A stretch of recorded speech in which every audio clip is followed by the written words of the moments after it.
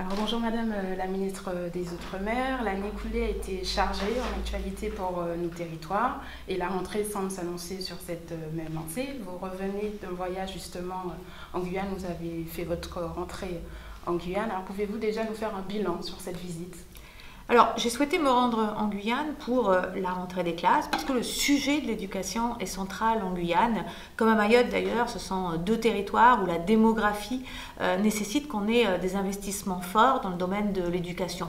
Par exemple, dans le plan d'urgence Guyane, qui faisait partie aussi de ce voyage, ou du moins le bilan de ce voyage, il y a 400 millions d'euros qui sont consacrés aux établissements scolaires et qui viennent aider les communes sur le primaire ou la collectivité sur le secondaire pour permettre effectivement ces constructions. Une rentrée des classes qui, globalement, en Guyane, s'est bien passé, avec un certain nombre d'annonces, bien sûr des écoles supplémentaires, des classes supplémentaires, mais aussi la mise en place, par exemple, du dédoublement des classes de CP, qui, en Guyane, parce que quelquefois on n'a pas suffisamment de classes, c'est soit effectivement le dédoublement, ça a été en grande partie le cas, et quand on n'a pas suffisamment de classes, ça a été le doublement des enseignants dans les classes. Il a été aussi beaucoup question, parce qu'on a doublé le nombre d'intervenants en langue maternelle dans les classes. C'était aussi un bilan que j'ai fait. J'ai pu effectivement échanger avec un certain nombre d'enseignants ou d'intervenants sur ces sujets. L'effort commence.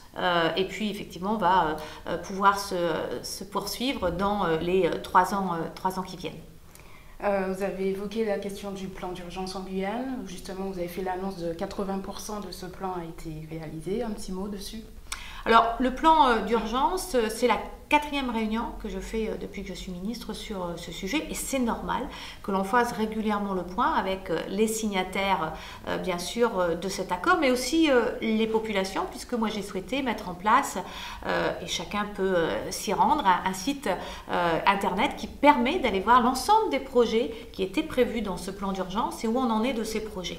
C'est 100% de ces projets qui ont été engagés, et c'est 83% de ces projets qui sont aujourd'hui réalisés. On avait 2 sujets sur lesquels il fallait davantage avancer, les questions du foncier, et le préfet fera un certain nombre de propositions, mais aussi les sujets de justice. Et j'ai été très heureuse de pouvoir être accompagnée par la garde des Sceaux sur place en Guyane, qui a pu faire des annonces, notamment un TGI et la construction d'une prison à Saint-Laurent-du-Maroni, et puis une cité judiciaire à Cayenne, ce qui fait que nous avançons là aussi sur les sujets justice qui étaient attendus. On a pu faire le point sur l'ensemble des dossiers, mais ce que j'ai dit sur place, c'est que au-delà du plan d'urgence, il y avait aussi les engagements du président de la République qui sont également en grande partie engagés aujourd'hui, mais il y avait aussi le livre bleu. Les Assises des Outre-mer ont créé une vraie dynamique en Guyane également, et il y a plus de 300 projets en Guyane qui ont été déposés. Eh bien, je souhaite maintenant qu'après la fin de cette année 2018, on rentre dans une autre dynamique, qu'on fasse effectivement par thème, par filière économique, par domaine, un regroupement de l'ensemble de ces engagements qui ont été faits à travers les différentes rencontres ou à travers les Assises des Outre-mer, et qu'on construise une vraie réponse d'avenir, des grands objectifs pour la Guyane. L'idée, c'est juste de réorganiser dans un tableau différent de suivi de l'ensemble de ces mesures pour aller beaucoup plus loin, parce qu'il n'y a pas que le plan d'urgence. Nous continuons à accompagner le territoire, et on va continuer à travers les plans de convergence et de transformation que les préfets dans tous les territoires d'outre-mer vont négocier aujourd'hui avec les différents élus. Alors vous avez un peu en partie répondu à ma question suivante. Alors si les élus étaient très satisfaits de cette visite, en revanche les socioprofessionnels guyanais étaient un peu inquiets sur notamment comment se passaient les différentes aides économiques, que pouvez-vous leur dire pour les rassurer? Alors là, on est encore au-delà du plan d'urgence ou des engagements du président de la République. On est bien dans le livre bleu des Outre-mer.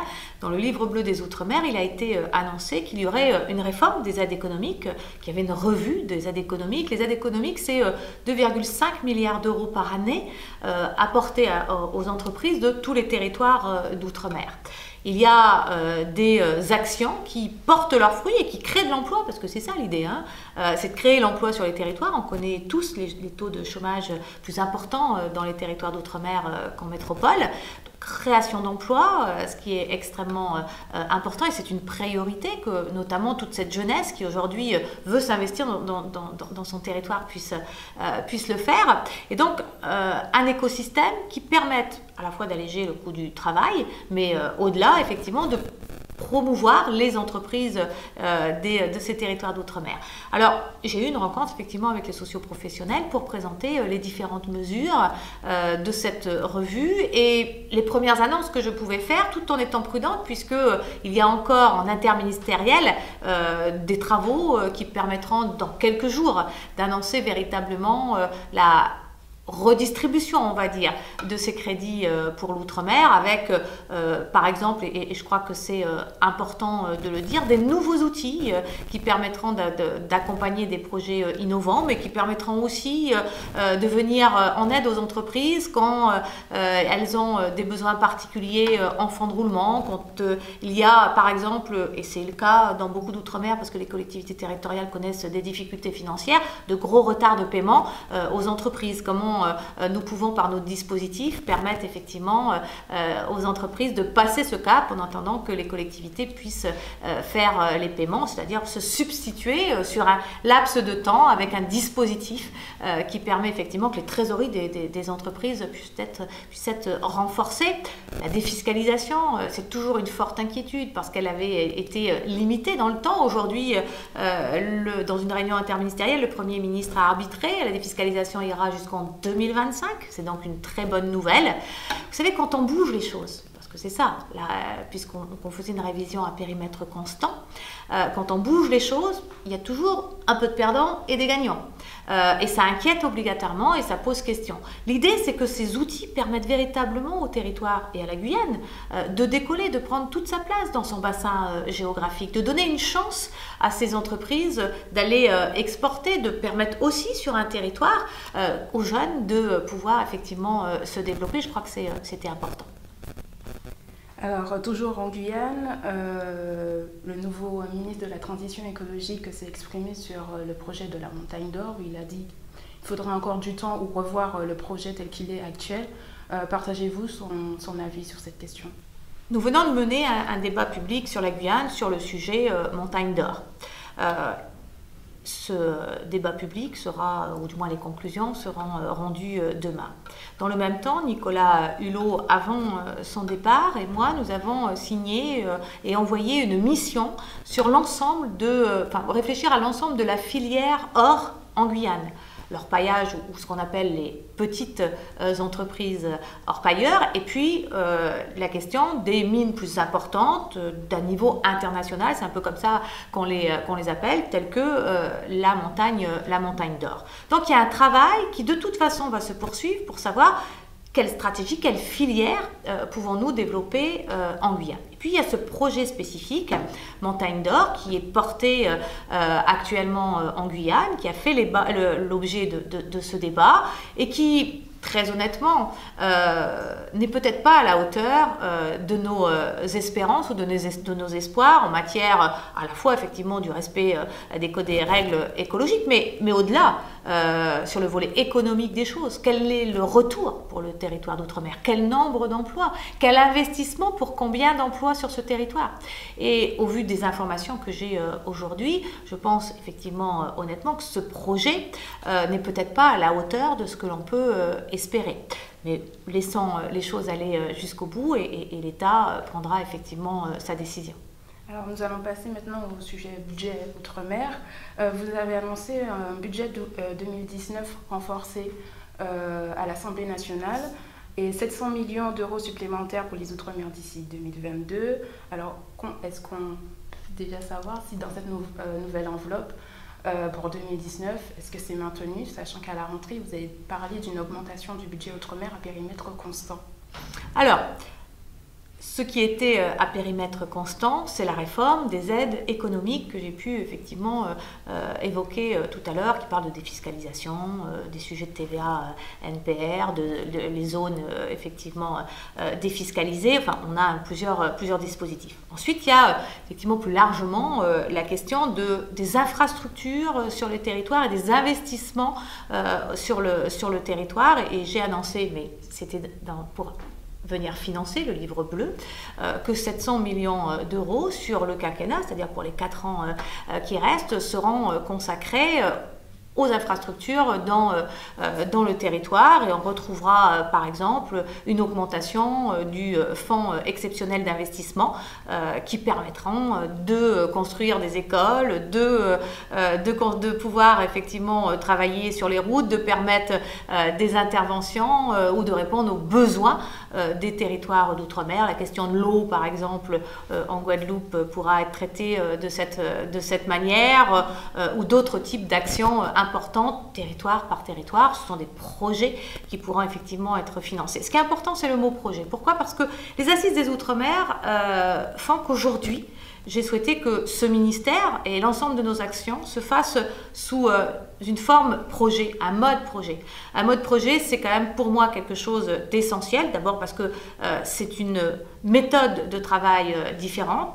Co-construire des projets et les financer dans le temps, dans ces 4 années et au-delà si nécessaire, puisque nous allons travailler sur les plans de convergence et de transformation qui découlent de la loi égalité réelle et qui vont ouvrir effectivement ces négociations d'accompagnement des territoires vers un avenir meilleur pour les territoires d'outre-mer et rattraper un certain nombre de retards infrastructurels. Donc ce budget 2019, c'est vraiment un premier signe vers à la fois ce que souhaitait la loi égalité réelle, mais aussi la transformation que l'on souhaite des territoires d'outre-mer.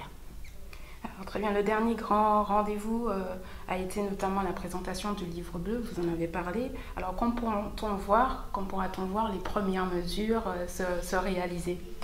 Alors, vous savez, le livre bleu découle des Assises des Outre-mer, qui a commencé il y a un certain nombre de mois, et donc il y a déjà un certain nombre de projets qui sont dans le livre bleu, qui sont en cours.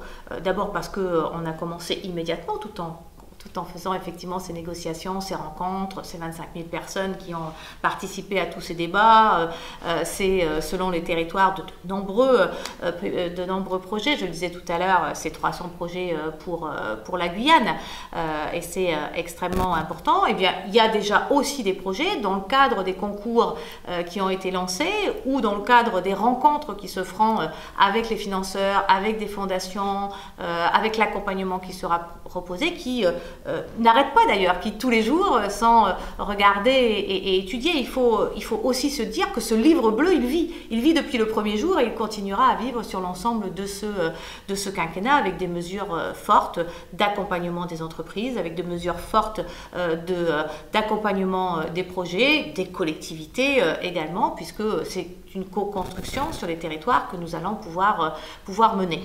Ce livre bleu, le président de la République aura l'occasion d'en parler puisqu'il va se rendre en Martinique, en Guadeloupe et à Saint-Martin à la fin du mois de septembre et montrer là la dynamique des territoires qui est née grâce effectivement à ce temps de réflexion et d'échange que nous avons mené.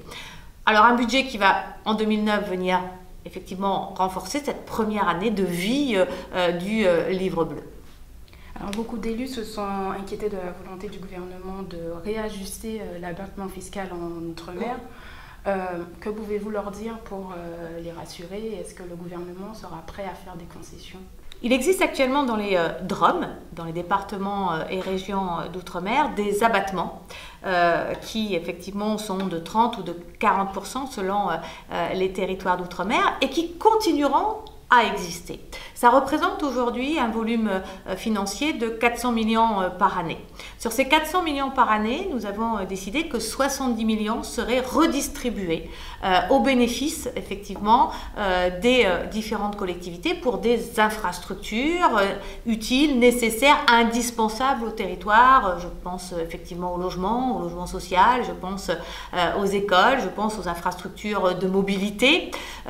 Ces sujets pour lesquels, ou ces infrastructures pour lesquelles on a beaucoup de retard. Alors ces 70 millions, ils seront économisés et remis à 100% au service des Outre-mer en touchant effectivement cet abattement Sur le plafond ou sur le pourcentage, c'est un débat qui reste encore ouvert et qui aura lieu à l'Assemblée nationale avec les parlementaires et qui toucheront à peu près 20% des contribuables les plus aisés des territoires d'outre-mer. Donc ce n'est pas supprimé, il y a une participation supplémentaire ou une déduction qui ne sera pas donnée effectivement à un certain nombre de contribuables. En clair, c'est une mesure de justice et de solidarité. Alors, vous vous rendez ce samedi à Saint-Pierre-et-Miquelon avec Madame Nyssen, la ministre de la Culture. Quel est l'objet de cette visite?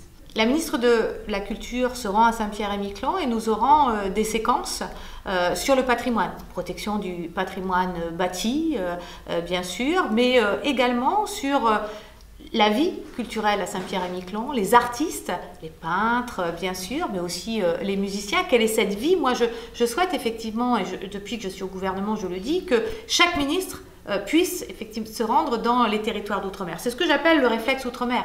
Comment, du coup, on vient mieux connaître les territoires et quand on prend une décision, quand on crée un dispositif, quand on pense une loi, eh bien, on n'oublie pas de penser aux spécificités des territoires d'outre-mer. C'est ce qu'appelle la différenciation. Le président de la République appelle la différenciation des différents territoires. Eh bien, c'est cette prise en compte qui est importante. Et là, nous allons effectivement pouvoir débattre du volet culturel des choses. Je crois que c'est important. La ministre de la Culture vient 2 jours à Saint-Pierre-et-Miquelon pour prendre la mesure du volet culturel de ce territoire.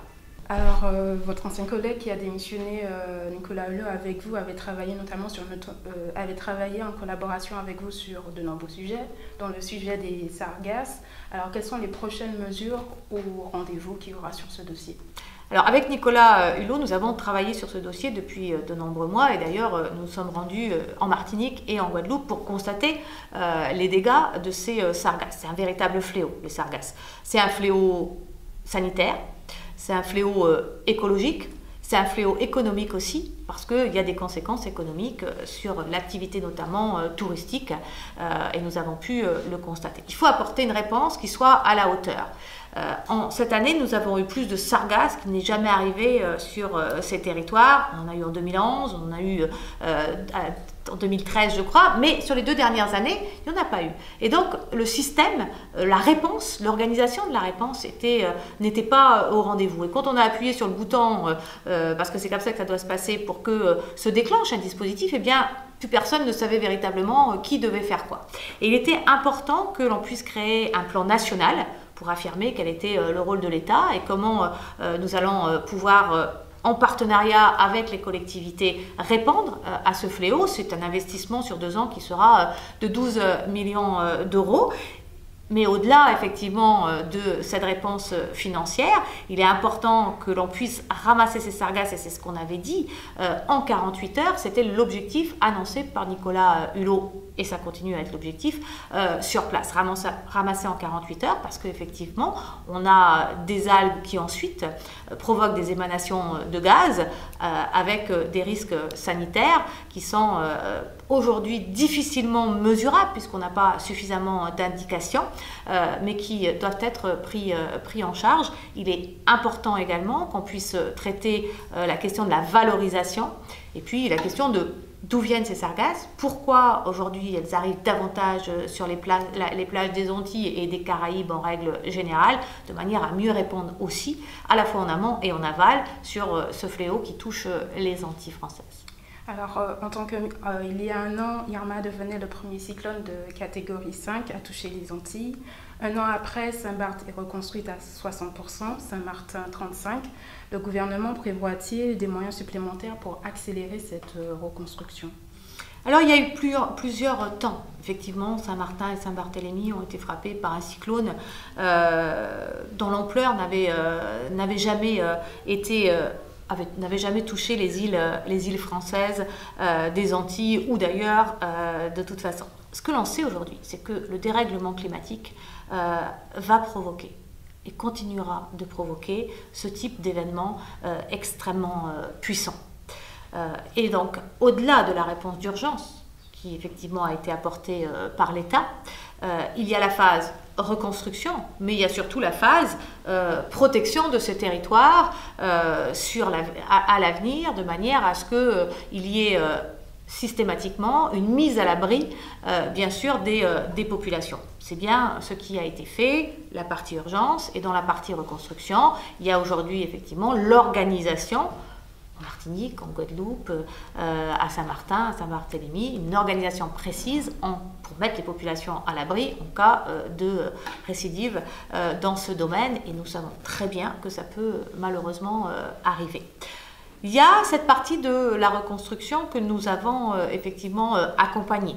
Une reconstruction qui est plus importante en pourcentage sur Saint-Barth que sur Saint-Martin, tout simplement parce que les dégâts à Saint-Martin étaient beaucoup plus importants qu'ils ne l'étaient à Saint-Barth, et les moyens n'ont pas été non plus les mêmes au sein de la collectivité pour apporter la réponse. Saint-Martin connaissait déjà de très grandes difficultés en matière de logement, en matière de développement économique avant Irma. Irma a donc aggravé la situation de Saint-Martin. Nous avons eu comme objectif d'accompagner la reconstruction de Saint-Martin de manière durable, c'est-à-dire de faire en sorte qu'au prochain cyclone, il n'y ait pas de maisons au bord de l'eau qui soient à nouveau détruites, qu'on ne mette pas des personnes en danger. Accompagner la reconstruction également, des maisons bien sûr qui sont construites en toute légalité. Et ça, c'est extrêmement important. Nous avons fait en sorte aussi que les assurances soient au rendez-vous. Tout ça a été plus lent, bien sûr, à Saint-Martin, pour d'autres raisons aussi. N'oublions pas que c'est une île où les matériaux arrivent par le port du côté hollandais, puisque le port international est du côté hollandais, que pour faire venir des marchandises, c'est extrêmement lent, que la main-d'œuvre sur le territoire n'était pas suffisante pour partir très très vite dans la reconstruction, et puis qu'il fallait aussi travailler sur les possibilités de reconstruction, c'est-à-dire est-ce qu'il faut donner des permis de construire ou pas, quelles sont les règles d'urbanisme, et comment on ne met pas les populations en danger. Vous avez vu sur le terrain les dégâts causés par Irma, vous avez entendu les élus locaux alerter sur la fragilité de leur territoire et de leurs îles, que ce soit dans le Pacifique, la Caraïbe ou l'océan Indien. Pensez-vous que le gouvernement est à la hauteur du défi climatique? Alors, sur la question effectivement de la gestion de crise, Irma ou dans d'autres situations, le gouvernement a été à la hauteur des attentes, même si on a pu sur Irma, mais tous se faire surprendre par la force de ce cyclone. Il y a ensuite la prise en compte sur l'ensemble du territoire français de ce dérèglement climatique. Alors, il est vrai que c'est compliqué aujourd'hui d'être à la hauteur de ce qu'il faudrait faire. C'est évident, mais pas que la France. Tout le monde n'a pas encore pris conscience, et le monde n'a pas suffisamment encore pris conscience, malgré la réussite de la COP21, malgré cet accord climatique qui a été signé. On n'est pas tous effectivement au rendez-vous, puisque nous savons aujourd'hui qu'il ne faut pas dépasser 1,5 degré pour les petits États insulaires et 2 degrés de réchauffement climatique, et on est au-delà. Donc on a tous des efforts supplémentaires à faire, la France également, qui est largement frappée, et quand elle est frappée, c'est largement au travers des territoires d'outre-mer, que ce soit dans l'océan Indien, dans le Pacifique ou dans l'Atlantique. Nous voyons bien que ces événements climatiques sont de plus en plus forts et de plus en plus réguliers. Alors il y a une prise de conscience qui doit être encore plus importante et collective. Mais le gouvernement, dans les mesures qui ont été prises, est à la hauteur de la réponse pour ces territoires, pour les engagements que nous avons pris. Alors ça ne va jamais assez vite. Ça va jamais assez vite, puisqu'on sait effectivement qu'on court après un dérèglement climatique ou un réchauffement qui va plus vite que nous, parce qu'on a trop pollué cette terre, parce que effectivement on n'a pas pris les mesures suffisamment vite. Vous savez, j'ai participé à la négociation de cet accord de COP21 et j'étais la voix des États insulaires. Eh bien, quand on sait quels vont être les dégâts à 2 degrés ou à 1,5 degré, oui, on ne peut que dire qu'on n'est pas au rendez-vous. Mais la France, dans tous ses bassins maritimes, souhaite pouvoir effectivement aider l'ensemble de leurs voisins pour se préparer à ces dérèglements climatiques, pour s'adapter aux dérèglements climatiques. Parce qu'il y a effectivement comment on peut réduire nos émissions de gaz à effet de serre, mais il y a aussi comment on s'adapte. Et donc, On l'a fait en Polynésie notamment, mais on peut le partager avec nos voisins, comment s'adapter encore davantage au dérèglement climatique. C'est pour ça qu'il ne faut pas reconstruire Saint-Martin de la même manière, c'est pour ça que ça prend un peu plus de temps, c'est pour ça qu'il faut avoir des règlements d'urbanisme stricts, parce qu'on ne peut pas permettre aux populations de construire n'importe où. C'est pour ça aussi qu'il faut que nous puissions travailler sur ces territoires d'outre-mer à faire des territoires pilotes en matière écologique et de lutte contre le dérèglement climatique. La dernière question va porter sur le référendum en Nouvelle-Calédonie prévu le 4 novembre prochain. 2 derniers sondages donnent le non majoritaire au référendum. Que pensez-vous? Et à 2 mois de ce référendum, est-ce que tout est prêt au niveau de l'organisation dont l'État a dit qu'il prendrait la responsabilité? Donc le 4 novembre prochain, il y aura en Calédonie ce référendum d'autodétermination où 174 000 personnes seront invitées à s'exprimer et à pouvoir décider de leur avenir institutionnel. L'État a pour mission d'être au rendez-vous de l'organisation. Vous savez, depuis 30 ans, ce processus de décolonisation, il a été félicité par tous et notamment par les Nations Unies qui suivent ce processus et qui d'ailleurs auront des observateurs le 4 novembre au moment effectivement de ce référendum. La France ouvre effectivement ses portes pour que des observateurs puissent venir parce que la transparence est extrêmement importante sur ce sujet. D'autres pays d'ailleurs voisins ont souhaité envoyer des observateurs. La position de la France était de dire: écoutez, essayez de vous organiser pour que la délégation soit rassemblée avec celle de l'ONU. On a mis toutes les conditions pour permettre à l'ensemble des électeurs inscrits de venir s'exprimer. On a travaillé sur les bureaux de vote délocalisés. Nous avons aussi mis tous les moyens pour les inscriptions, pour le contrôle. Et c'est un moment qui est important et attendu par les Calédoniens. Ce rendez-vous, c'est un rendez-vous historique pour la France et la Calédonie. D'accord. Merci. Voilà, ça va suffire. Hein, du coup, c'est beaucoup plus court et c'est beaucoup mieux. Hein.